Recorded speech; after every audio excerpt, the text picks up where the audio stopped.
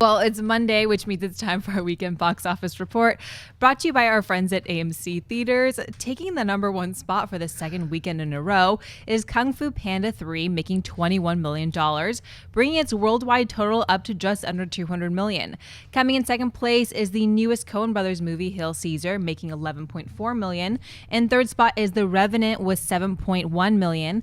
In the #4 position is Star Wars The Force Awakens with $6.9 million, bringing its domestic total up to about $906 million and crossing the $2 billion mark worldwide, becoming only the third film in history to do so.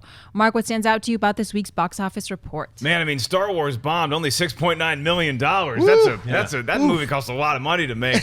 I'm a little surprised that Hail Caesar didn't make more money than it did. I know it's not that kind of blockbustery movie, but it does have the name of the Coen Brothers, and it does have a lot of big stars on the poster. So I'm shocked to see it do only $11 million. Kung Fu Panda holding on fairly strong. I think it's a little bit more than a 50% drop from week 1 to week 2. That's the animated movie that kids want to see. Sorry, Norm of the North. So it's nice to see Kung Fu Panda out comfortably. The choice I didn't really think would do that well. And Hail Caesar, it was a little disappointing. I didn't like the movie that much, but it was okay. So I thought more people would go check it out. I think Hail Caesar is one of those films, though. I mean, Kung Fu Panda 3 winning, no surprise.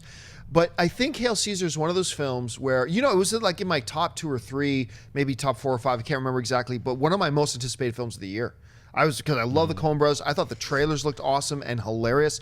But you could tell it was one of those movies, for it to do well, it was going to need that big, like what Django Unchained got. It was going to need that big positive word of mouth push, And it didn't really get that, and I'll be honest with you, it didn't really deserve it. I walked out disappointed. It was one of my most anticipated films of the year. It is certainly not a bad film. It's not a bad film. It's not. But it was nowhere near what I was hoping it would be. I actually felt it was lacking a little bit. What does surprise me a little bit, I didn't expect to be in the top 3, maybe not even the top 4. I'm a little bit surprised that Pride and Prejudice and Zombies didn't get in the top 5 in its opening week. Wow. Because I'm going to tell you this right now. Had you told me a month ago, hey, John, on the same day, you're going to see Pride and Prejudice and Zombies, and you're going to see Hail Caesar by the Coen Brothers, and you're going to end up liking Pride and Prejudice and Zombies more, I might have punched you in the mouth. He did. I'm going to tell you, I sat and watched Pride and Prejudice and Zombies expecting nothing. I had a good time with it. I thought it was a fun little movie. I really honestly did. And so if you get a chance, you won't have to worry about lines. You won't have to worry about a crowded theater.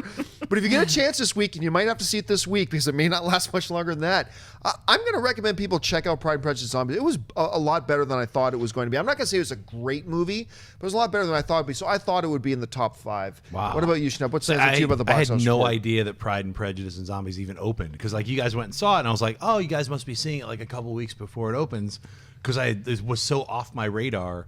And it's obviously off everyone else's radar. What did it open up, like 8th or 9th or something? No, it came in 6th. Okay. Came in 6th, but I mean... You wouldn't want to, the choice beat it. I don't even know what the choice is. It's like Nicholas Sparks. The people's choice. Nicholas Sparks, it's another one of Maybe those the scariest of all the zombies is Nicholas Sparks. Just keeps coming back to haunt us. Is it better than Lincoln Werewolf Killer, whatever that was? Like Zombie Friends? But you got to think that's one of the reasons it might have sunk Pride and Prejudice and Zombies a little bit. Is because Abraham Lincoln Vampire Hunter, great premise going into it. It's a horrible movie. So this movie, it's based on a novel by the same person who wrote the Abraham Lincoln Vampire Hunter one. But other than that, we had seen the trailers here at Collider or watched them in the office. I didn't see a lot of buzz on this on TV at all. It was all Deadpool and Zoolander and some Hail Caesar, some Kung Fu Panda. I don't know that I've seen one ad on TV for PP&Z. No, I saw one, and it was just like like what we'd already seen in the trailer, and it really does have that stink on it from Abraham Lincoln. It really does. It's like a poop storm. That thing was like so bad that anything for the next 10 years that's like it will fail. It's like Pigpen and Peanuts. You know? Wait, what do you mean? But yeah, it's like Dennis and I and Wendy saw it with you and Christian, and like we kind of went our different ways after the movie was done. But me and Dennis and Wendy all walked out and we were like, that was good. Yeah, it was like much better than we were expecting. Yeah, the other thing that sticks out to me is Revenant and Star Wars. I mean, they're like hanging in there. And Revenant's been ahead of Star Wars by like 1 million for the last 3 weeks. It's just weird. I was like, what happened to the Hateful Eight? I know I keep bringing that up, but it's like it's that other winter western that just like got demolished, and now it's like, oh, everyone wants to see Leo get messed up by that bear. It's like everyone wants to see that bear. Everyone wants that. It's worth it. Seriously, watching the Super Bowl yesterday.